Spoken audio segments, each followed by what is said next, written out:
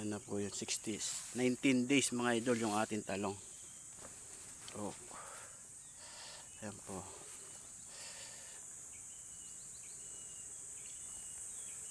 days na po yan simula roon. Ayan, iikot ko po mga idol, tingnan po nyo. Simula po doon sa may bakod. Ayan ha.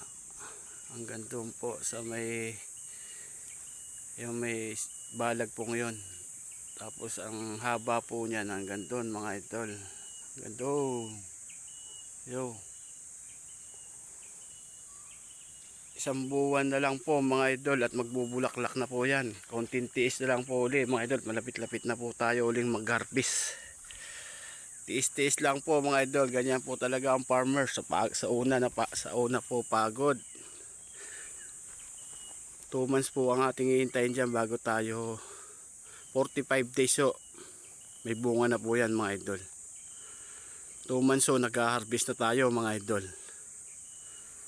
Yan po yung ating klase ng talong. Sana ho makatapat to sa magandang presyo mga idol. Calypso F1. Nagpalit po tayo ng variety mga idol.